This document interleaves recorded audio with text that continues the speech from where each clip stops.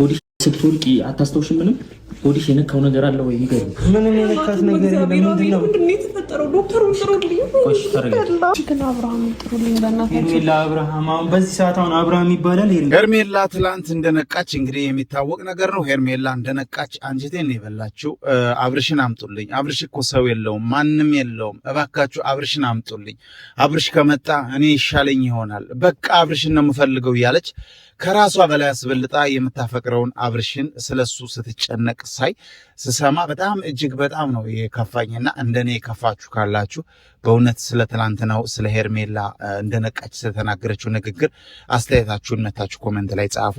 ሌላው እናንተ ያልሰማችሁት ነገር ግን ምንድነው አብርሽ በከባድ ሁኔታ ከነቃ በኋላ ትላንት እንደገና ፌንት ክቶ ያለውን ነገር የተሰራውን ነገር በቃ ሄርሜላን የበደላት በደል በእርግጥ እሱ አይደለም የበደላት፣ ያው መሰሪዎቹ እነዛ ነገረኞቹ አደንዘዘውት ነው ያንን ሁሉ የሰራባት።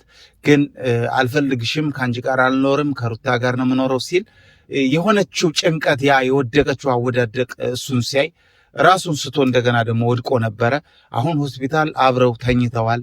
አብረው ነው ተኝተው ያሉት። እንግዲህ ጋሽዬም በጣም ተጨንቀዋል። እንግዲህ ይህን የሰሩትም ኤፍሬምና ሩታም በጣም አሁን ላይ አፍረዋል። ፊታቸውን በጨው ታጥበው ደግሞ ከተኙበት ሆስፒታል ሂደው እንድች ብለው ብቅ ብለው ያያሉ። የሚገርሙ እኮ ናቸው፣ የሚገርሙ እኮ ናቸው፣ የማያፍሩ እኮ ናቸው። እውነቴን ነው የምላችሁ። እና እኔ በጣም በጣም የተሰማኝ ምን አለበት ሄርሜላና አብርሽ ተፋቅረው በጥሩ ሁኔታ ቢኖሩ። አንድ ያልፈልግሽም ካላት የሰውን መተት አሰርታ ማደንዘዝ። አሁን እኮ የአብርሽ መተት መሰራት፣ አብርሽ ሩታን አልፈልግም ማለት፣ ሄርሜላ ራሷ ታመመች አንድ በሉ፣ በውስጧ ደግሞ እንግዲህ ጽንስ አላት።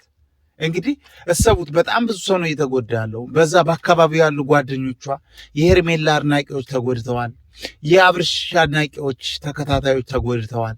የአብርሽ ቤተሰቦች የሄርሜላ ቤተሰቦች ተጎድተዋል። በማን በሩታና በኤፍሬም። እኔ በጣም ግርም የሚለኝ ደግሞ የኤፍሬም ጉዳይ ነው። ኤፍሬም በወንድሙ ላይ እውነትም በቃ አሁን ትዝ ሲለኝ በወንድሙ ላይ ይህን ያህል ምን ያህል ብትከፍለው ነው ሩታ፣ ምን ያህል ብትከፍለው ነው በወንድሙ ላይ ይህን ያህል ጥላቻ፣ ይህን ያህል ወንድሙ ራሱን እስኪስት ድረስ የወንድሙ ፍቅረኛ ያቺ እንዳይኑ ብሌን የሚያያት ሄርሜላ ያን ያህል ፌንት ግጣ እንድትወድቅ ታማ ራሷን ስታ 3 ቀን 4 ቀን በግሊኮስ እንድትቆይ እማድረጉ ያ ከተቀበለው ገንዘብ ይበልጣል ወይ? ይሄ የወንድሙ ሰላም፣ የወንድሙ ህመም፣ የወንድሙ ፍቅረኛ ህመም ከተቀበለው ገንዘብ በላይ ይበልጥበታል ወይ?